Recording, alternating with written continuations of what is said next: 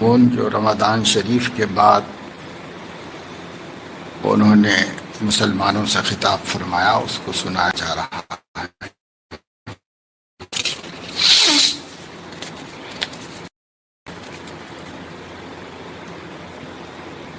خطبہ مسنونہ کے بعد حضرت فرماتے ہیں یہ شوال کا مہینہ ہے جو رمضان المبارک کے فوراً بعد آتا ہے۔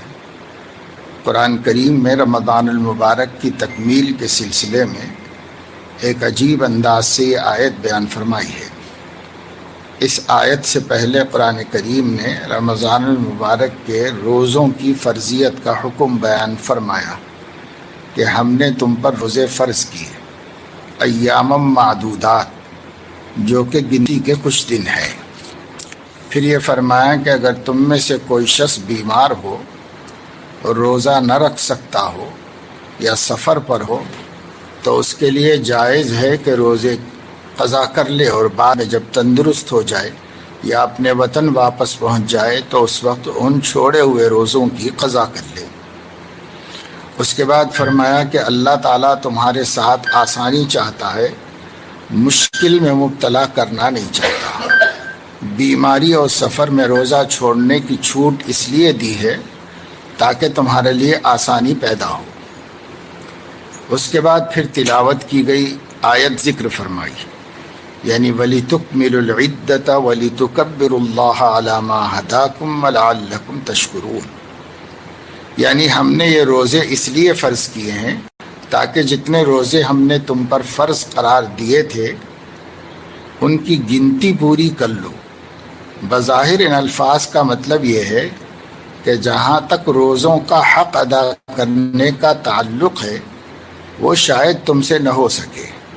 روزہ اللہ تعالیٰ کی عبادت ہے اور کوئی بندہ اللہ تعالیٰ کی عبادت کا حق ادا نہیں کر سکتا، اس لیے جتنی گنتی کے روزے ہم نے فرض قرار دیے ہیں تم صرف وہ گنتی پوری کر لو۔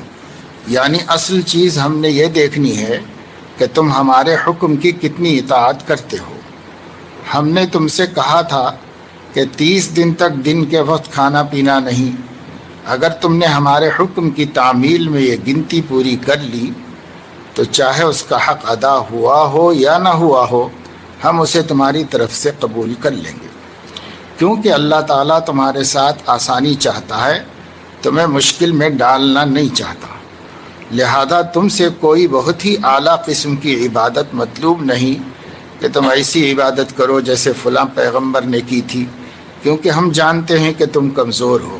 یہ ہمارے لیے بڑی تسلی کی بات ہے جو اللہ تعالیٰ نے آیت کریمہ میں بیان فرمائی ہے۔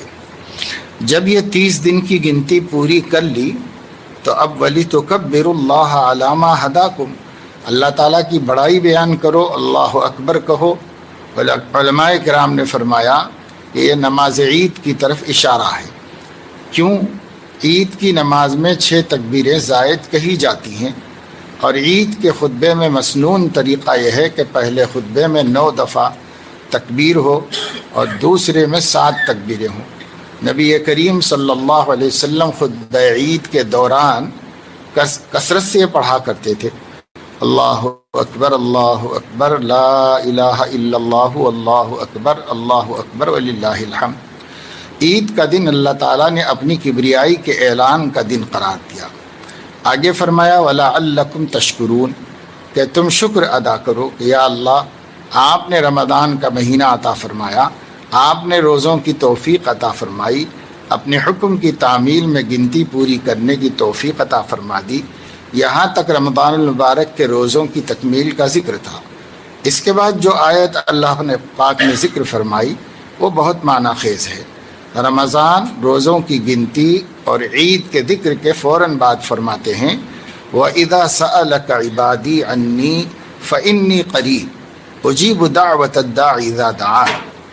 اللہ تعالیٰ نبی کریم صلی اللہ علیہ وسلم سے فرما رہے ہیں کہ اگر میرے بندے تم سے میرے بارے میں پوچھیں تو ان کو بتا دینا کہ میں قریب ہوں، جب کوئی بھی پکارنے والا مجھے پکارتا ہے تو میں اس کی بات سنتا ہوں، اس کی قبول کرتا ہوں۔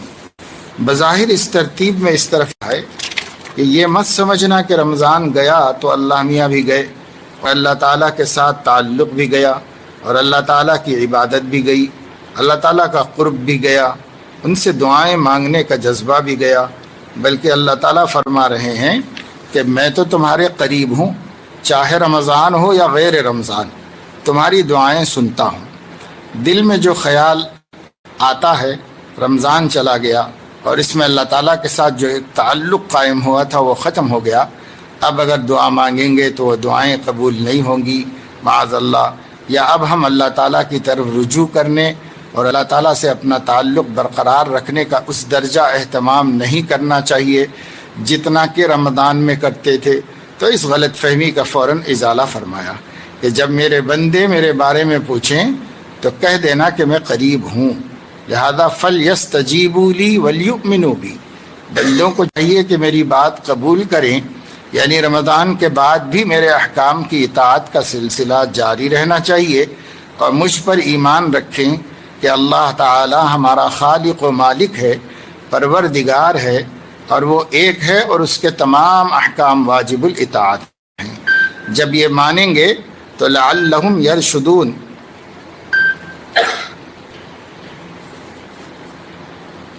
وہ سیدھے رستے پر آ جائیں گے۔ اس لیے کوئی یہ نہ سمجھے کہ رمضان میں تو شیطان قید تھا، رمضان کے بعد آزاد ہو گیا، تو پہلے ہم رمضان میں جو نیک کام کر رہے تھے اور کسی حد تک گناہوں سے بچنے کا اہتمام بھی کر رہے تھے، اب وہ ختم کر دیں اور اللہ بچائے الٹے پاؤں واپس چلے جائیں۔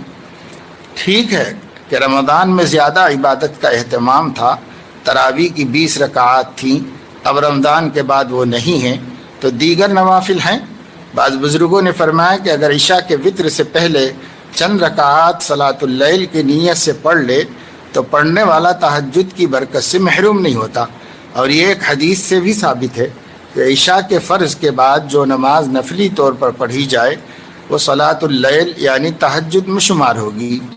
اسی طرح رمضان المبارک میں تلاوت کی مقدار زیادہ تھی، اب اتنی نہیں تو کچھ کم ہی صحیح، لیکن رمضان المبارک کے بعد تمام معمولات کو یکسر ختم کر دینا یہ اچھا نہیں ہے، صحیح نہیں، بلکہ اللہ تبارک و تعالیٰ سے تعلق برقرار رکھنے کے لیے نفلی عبادتوں کا اہتمام رمضان کے بعد بھی ہونا چاہیے۔ اسی طرح گناہوں سے بچنے کا اہتمام بھی کریں۔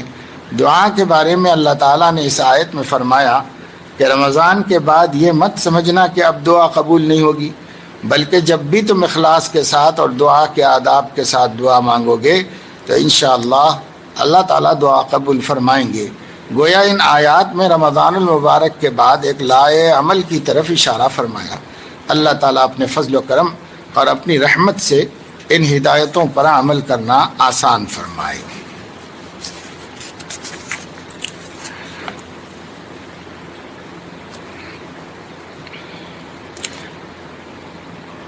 رمضان المبارک کی تکمیل کے بعد یہ پہلی مجلس منعقد ہو رہی ہے۔ ہمارے شیخ و مربی حضرت عارفی رحمۃ اللہ علیہ قدس اللہ سرہ کی خدمت میں جب ہم عید کے بعد حاضر ہوتے تھے تو وہ بڑی مسرت و بشاشت کا اظہار فرماتے تھے، اور بڑی مسرت سے فرمایا کرتے تھے کہ یہ ہم سب کے لیے بڑی خوشی کا موقع ہے کہ انشاءاللہ تعالی ہم سب اللہ تعالیٰ کی طرف سے بخشائے ہیں۔ یہ اس حدیث کی طرف اشارہ ہے جس میں نبی کریم سرور دو عالم صلی اللہ علیہ وسلم نے یہ بیان فرمایا کہ جب مسلمان رمضان کے روزوں کی تکمیل کے بعد عیدگاہ میں جمع ہوتے ہیں تو اللہ تبارک و تعالیٰ اپنے فرشتوں سے یوں خطاب فرماتے ہیں، اے میرے فرشتوں، اس مزدور کا صلہ کیا ہونا چاہیے جس نے اپنے حصے کا کام پورا کر لیا ہو؟ فرشتے جواب میں کہتے ہیں کہ پروردگار، اس مزدور کا صلہ یہ ہونا چاہیے کہ اس کی اجرت اسے پوری دے دی جائے۔ پھر اللہ تعالیٰ فرماتے ہیں کہ میرے بندے اور بندیوں نے میرے فریضے کو پورا کیا اور آج یہاں عید میں میرے پاس مجھ سے دعائیں کرنے کے لیے جمع ہوئے ہیں۔ پھر اللہ تعالیٰ اپنی عزت و جلال، اپنی کبریائی اور اپنی رفعت مقام کا ذکر فرما کر اور اس کی قسم کھا کر یہ فرماتے ہیں کہ میں اپنی عزت و جلال کی قسم کھا کر یہ کہتا ہوں کہ میں ان سب کی دعائیں قبول کروں گا اور ان کو اس حالت میں گھر واپس بھیجوں گا کہ سب کی مغفرت کی جا چکی ہوگی، اور ان کی برائیوں کو بھی حسنات میں تبدیل کر دوں گا۔ یہ عظیم بشارت نبی کریم سرور دو عالم صلی اللہ علیہ وسلم نے ارشاد فرمائی۔ اسی کی طرف اشارہ کرتے ہوئے ہمارے حضرت قدس اللہ سرہ بڑی مسرت کے ساتھ فرمایا کرتے تھے کہ اللہ تبارک و تعالیٰ کی رحمت سے ہمیں امید ہے کہ ہم سب بخشائے ہیں، کیونکہ مذکورہ حدیث میں الفاظ ہیں فَيَرْجِعُونَ مَغْفُورًا لَهُمْ، جب مسلمان عیدگاہ سے واپس جائیں گے تو سب کی مغفرت ہو چکی ہوگی۔ قرآن کریم کی مذکورہ تلاوت کی گئی آیات میں اللہ تعالیٰ نے رمضان المبارک کا اور اشارتاً عید کا بھی ذکر بڑے عجیب انداز میں فرمایا۔ پہلے رمضان المبارک کی فضیلت بیان فرمائی، شہر رمضان الذی انزل فیہ القرآن ھدی للناس وبینات من الھدی والفرقان۔ پھر روزے کی فرضیت بیان فرمائی، فمن شہد منکم الشہر فلیصم۔ اس کے بعد فرمایا ومن کان مریضا او علی سفر فعدۃ من ایام اخر، اگر تم میں سے کوئی بیمار ہو یا سفر پر ہو روزوں کی اتنی ہی گنتی دوسرے دنوں میں پوری کر لے۔ اس کے بعد فرمایا یرید اللہ بکم الیسر ولا یرید بکم العسر، اللہ تبارک و تعالیٰ تمہارے ساتھ آسانی کا معاملہ کرنا چاہتے ہیں، تم پر کوئی مشکل ڈالنا نہیں چاہتے۔ پھر فرمایا وَلِتُكْمِلُوا الْعِدَّةَ، تاکہ تم گنتی پوری کر لو۔ اللہ جل جلالہ کی عبادت کا حق کوئی بندہ ادا نہیں کر سکتا۔ روزہ بھی اللہ تعالیٰ کی عبادت ہے۔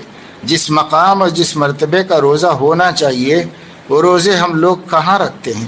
اس لیے اس آیت میں وَلِتُكْمِلُوا الْعِدَّةَ سے شاید اشارہ اس طرف ہے کہ روزے کی حقیقت کا تم کو کیا پتہ، لیکن بس اتنا کر لو کہ گنتی پوری کر لو۔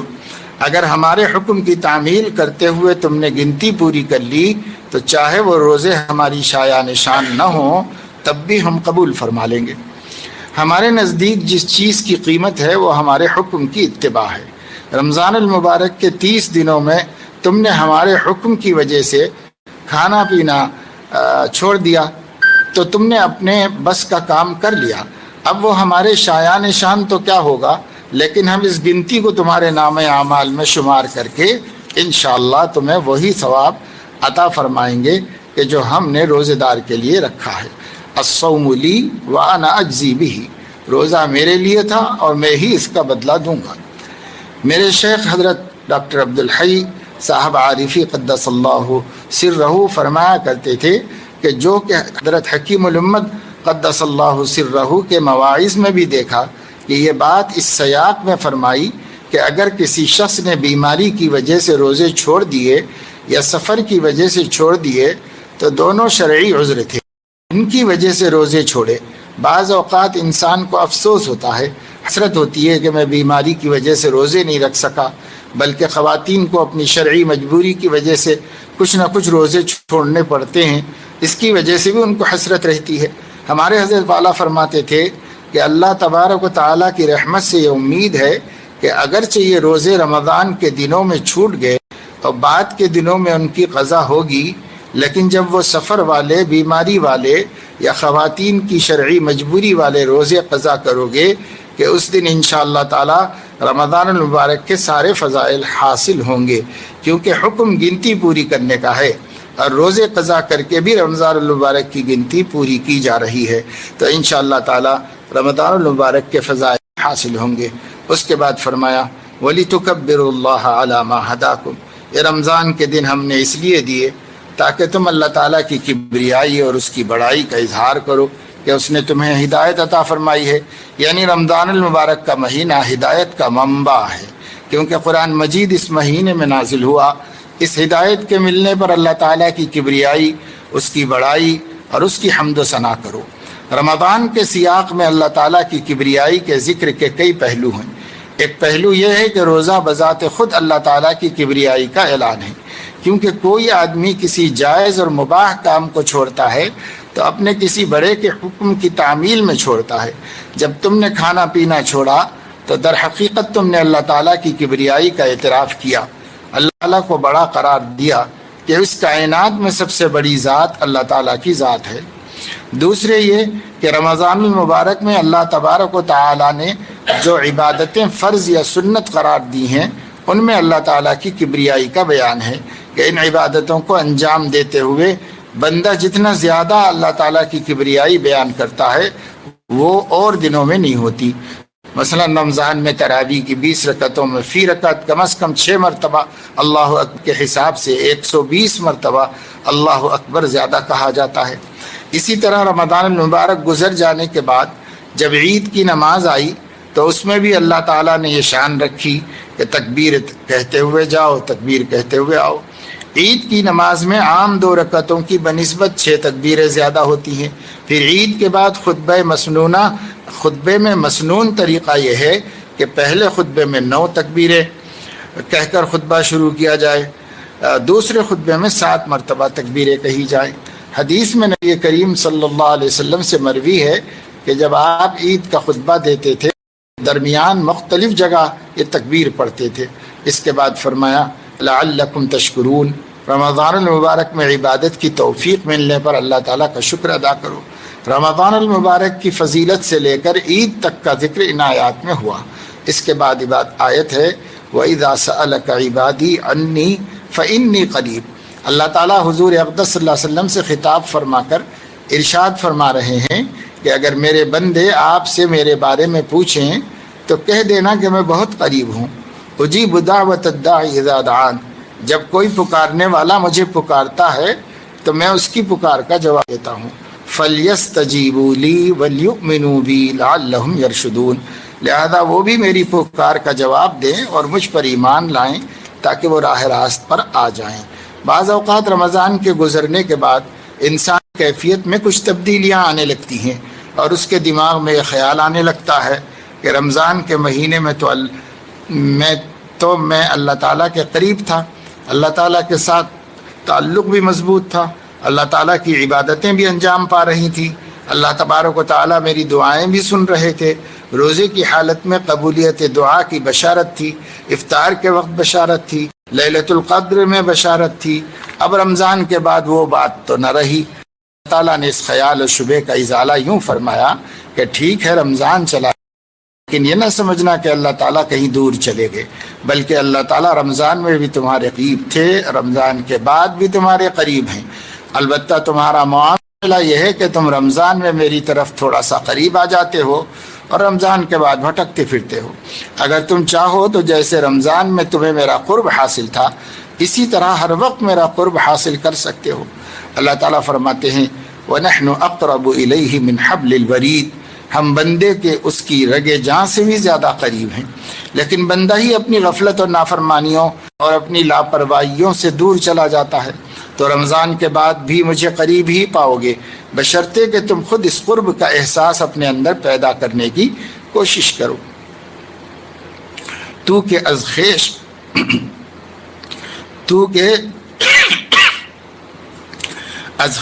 بمن نزدیکی ورنہ من از طرف خیش بغایت دورم، یعنی آپ تو اپنی طرف سے مجھ سے بہت قریب ہیں لیکن میں اپنی طرف سے آپ سے بہت آ گیا ہوں۔ مذکورہ آیت کو رمضان کے سیاق میں لا کر یہی بات سمجھائی گئی ہے۔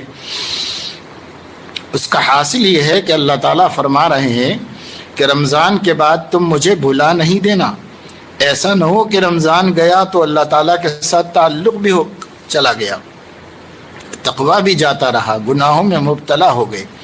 البتہ رمضان میں ہم نے تمہیں کچھ زیادہ توفیق دی تھی اور کچھ حلال چیزوں سے بھی پابندی لگا دی تھی۔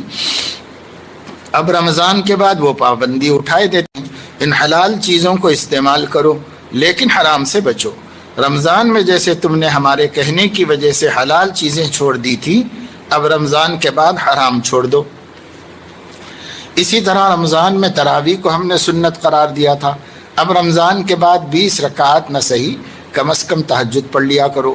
بزرگوں نے فرمایا ہے کہ اگر آخری شب میں اٹھنے کی توفیق نہ ہو تو آدمی عشاء کی نماز میں سنتوں اور وتر کے درمیان کچھ رکعتیں صلاۃ اللیل کی نیت سے پڑھ لے تو وہ بھی صلاۃ اللیل میں شمار ہو جاتی ہیں اور تہجد کی فضیلت سے محروم نہیں رہتا۔ اسی طرح بعض اوقات رمضان گزرنے کے بعد حسرت ہوتی ہے کہ کاش ہم رمضان میں فلاں دعا بھی کر لیتے، شب قدر میں فلاں دعا مانگ لیتے، اب رمضان کا مہینہ تو گزر گیا۔ اللہ تعالیٰ فرماتے ہیں کہ اس وقت نہیں مانگا تھا تو تو اب مانگ لو۔ اجیب دعوت الداعی اذا دعان، جب بھی مجھے پکارا جاتا ہے اور پکارنے والا پکارتا ہے میں اس کا جواب دوں گا، یعنی اس کی دعا کو قبول کروں گا۔ یہ ضروری نہیں کہ رمضان ہی میں قبول کروں، اس کے بعد قبول نہ کروں، ایسا نہیں ہے۔ اس میں ایک اشارہ یہ بھی ہے کہ پہلے فرمایا تھا کہ میں تم سے قریب ہوں، لیکن تم خود ہی دور چلے گئے ہو۔ اب تمہیں اپنے قریب آنے کا طریقہ اور راستہ بتلائے دیتے ہیں کہ مجھ سے کثرت کے ساتھ دعا مانگنے کی عادت ڈالو، مجھ سے ہر چیز کی دعا مانگو۔ حدیث میں آتا ہے کہ اگر جوتے کا تسمہ بھی ٹوٹ جائے تو اللہ تعالیٰ سے مانگو۔ یہ اللہ تعالیٰ کے قریب آنے کا بہترین نسخہ ہے جو نبی کریم صلی اللہ علیہ وسلم نے تلقین فرمایا۔ بظاہر یہ خیال آتا ہے کہ جوتے کا تسمہ اگر ٹوٹ گیا تو آدمی کسی موچی کے پاس جائے یا خود کچھ کوشش کر کے اس کو ٹھیک کرے، لیکن حضور علیہ السلام نے تعلیم یہ فرمائی کہ موچی کے پاس بعد میں جاؤ، پہلے اللہ تعالیٰ سے دعا مانگو کہ یا اللہ میرے جوتے کا تسمہ ٹوٹ گیا، اس کو ٹھیک کرنے کے اسباب پیدا فرما دیجئے۔ گویا تعلیم یہ دی گئی ہے کہ دنیا کی کوئی بھی چھوٹی سے چھوٹی، بڑی سے بڑی حاجت دل میں پیدا ہو تو وہ اللہ تبارک و تعالیٰ کی بارگاہ میں پیش کر کے پہلے دعا مانگ لو، پھر کوئی اور تدبیر اختیار کرو۔ مثلا گرمی شدید ہے تو دعا مانگ لو کہ یا اللہ گرمی لگ رہی ہے، موسم اچھا کر دیجئے، یا اللہ بھوک لگ رہی ہے، اچھا کھانا عطا فرما دیجئے، یا اللہ پیاس لگ رہی ہے، ٹھنڈا پانی عطا فرما دیجئے، یا اللہ فلاں تکلیف محسوس ہو رہی ہے، اپنی رحمت سے دور فرما دیجئے۔ جو مسئلہ اور جو حاجت پیش ہو، درپیش ہو، وہ اللہ تعالیٰ سے مانگو۔ یہی اللہ تعالیٰ سے قریب ہونے کا راستہ ہے کہ اپنا تمام دکھ سکھ اللہ تعالیٰ سے کہا کرو۔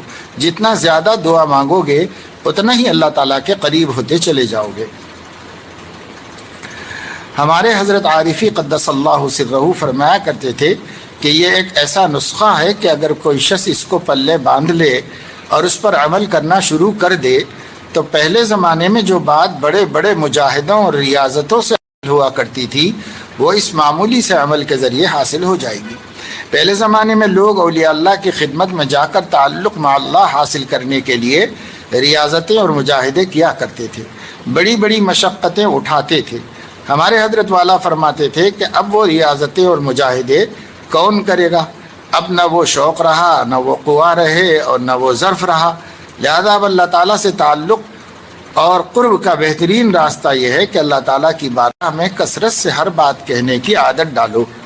ہمارے حضرت والا حضرت عارفی قدس اللہ سرہ فرمایا کرتے تھے کہ اللہ میاں سے باتیں کیا کرو، زبان سے کہو یا دل سے ہو، اس کے نتیجے میں اللہ تعالیٰ کے قرب کا احساس دل میں پیدا ہوگا اور اللہ تعالیٰ سے تعلق مضبوط ہوگا۔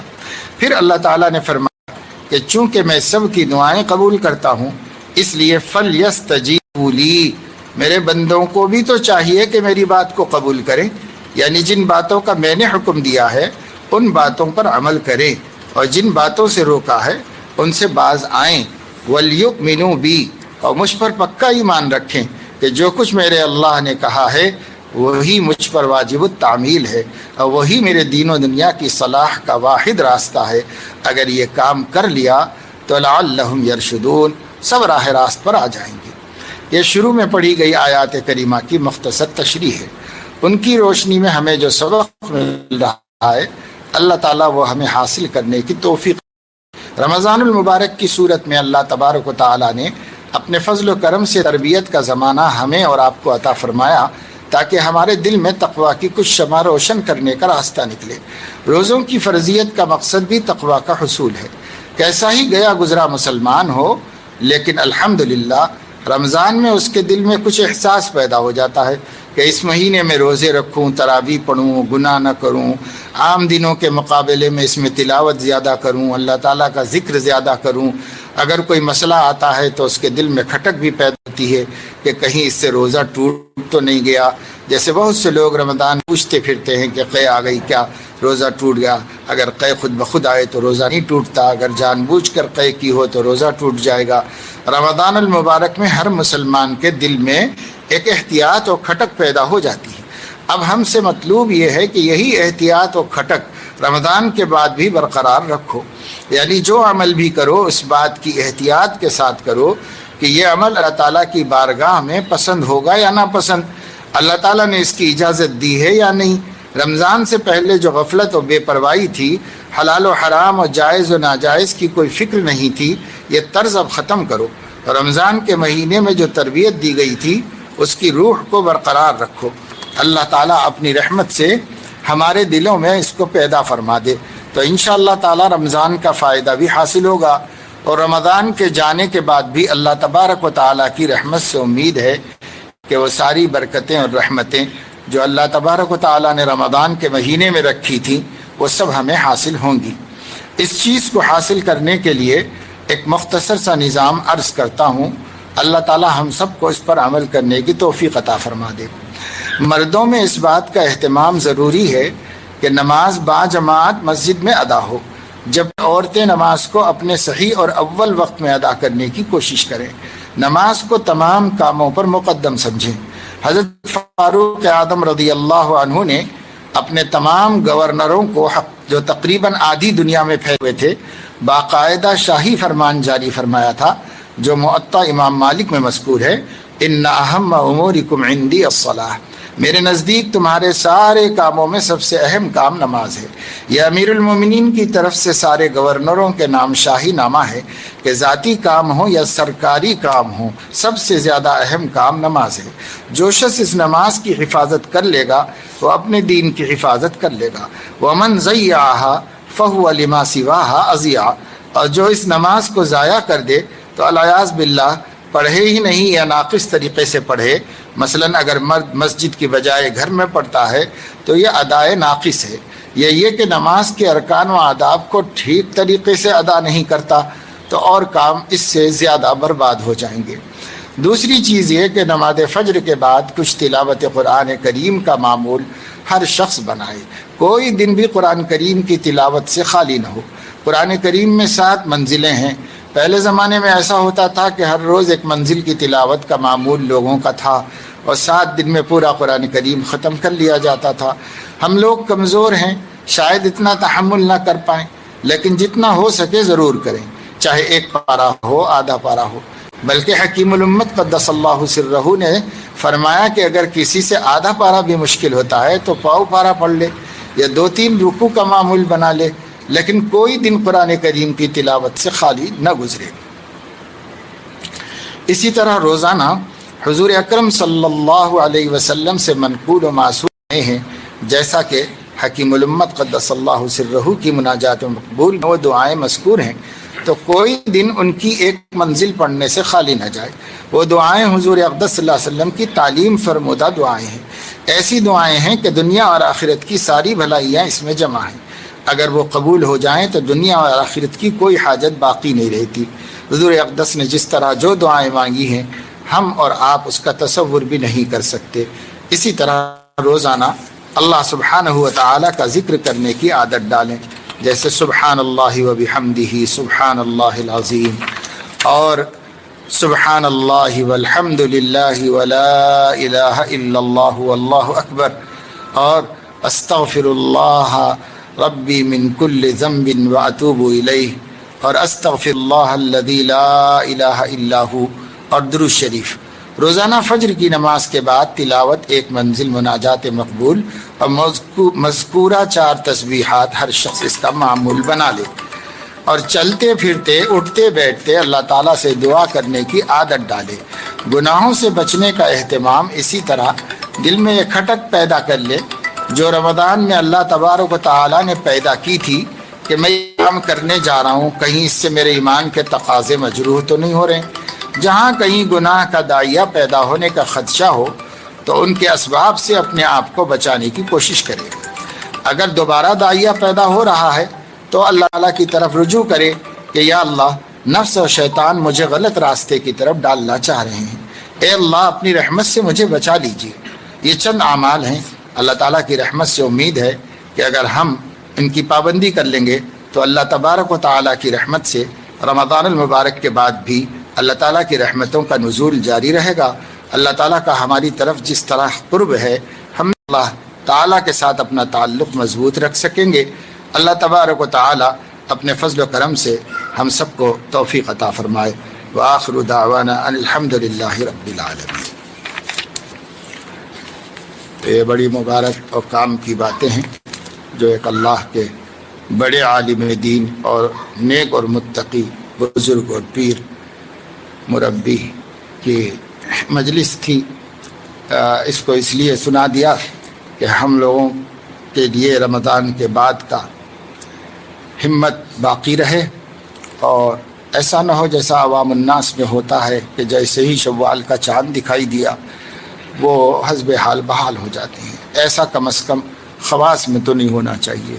اور ہم جس طرح تفصیل سے حضرت نے آیات قرآنیہ کی روشنی میں بتائی ہے ترتیب کے بعد رمضان بھی اللہ کو ہم نہ بھولیں۔ رمضان گیا اللہ نہیں گیا، رمضان دور ہوا اللہ قریب ہی ہے، ہمیشہ قریب رہتے ہیں، ابھی بھی قریب ہیں۔ اللہ سے قرب کیسے بڑھانا چاہیے وہ بھی بتا دیا، اور کچھ موٹا سا خاکہ بتا دیا کہ بھئی کم از کم یہ تو مسلمان کر لے، یا جس کا جو نظام العمل ہے اس کے مطابق دین میں مشغول رہے، اپنے معاشی مصروفیات کے ساتھ ساتھ اس تقویٰ کو کھینچ کے رمضان تک لے جانے کی کوشش کرے جو اللہ تعالیٰ نے رمضان کی برکت سے ہمارے اندر پیدا فرمایا۔ جو چھوٹی چھوٹی بات میں کھٹک ہوتی رہی، مسائل دریافت کرتے رہے، ڈرتے رہے کہ کہیں روزہ خراب نہ ہو جائے، اسی طریقے سے اب بھی اپنی پوری زندگی میں ہر کھٹک پر بڑوں سے رجوع کرے، تحقیق کرے، اور کوشش کرتے رہے کہ رمضان مبارک میں جس طرح تقویٰ کے ساتھ وقت گزرا ہے پوری زندگی تقویٰ کے ساتھ گزرے۔ اس کی طرف ہمیں توجہ دینے کی ضرورت ہے۔ اللہ سے دعا بھی مانگتے رہے۔ ہدایت اللہ کے ہاتھ میں ہے، لیکن جو بندہ چاہتا ہے اللہ اس کو محروم نہیں فرماتے، اس لیے لعلہم یرشدون کو سامنے رکھے کہ جو تھوڑی بہت بھی کوشش کرے گا، لگا رہے گا، اللہ کی طرف متوجہ رہے گا، ضرور اس کو رشد و ہدایت کی اللہ تعالیٰ کی طرف سے انعام ملتا رہے گا۔ وہ اللہ تعالیٰ کی عید ہی ہے جو اللہ رب العزت نے بندوں کو عطا فرما دی ہے کہ مغفرت تو روزوں کے بعد اللہ نے فرمائی، اب پھر سے ہم گندے ہو جائیں تو وہ تو اللہ تعالیٰ کو جو عطا کرنا تھا کر دیا اس نے، دوبارہ ہم گندے ہوتے ہیں۔ بہرحال کوشش پوری ہو، ہر قسم کی معصیت اور گناہ سے ہم محفوظ رہیں، اور ہو جائے تو توبہ صدق دل سے کر کے پھر سے تقویٰ پہ جم جائے۔ اس کا اہتمام کرنا چاہیے اور اس کی کوشش کرتے رہنا چاہیے۔ اللہ تعالیٰ اپنے فضل و کرم سے توفیق عمل نصیب فرمائے۔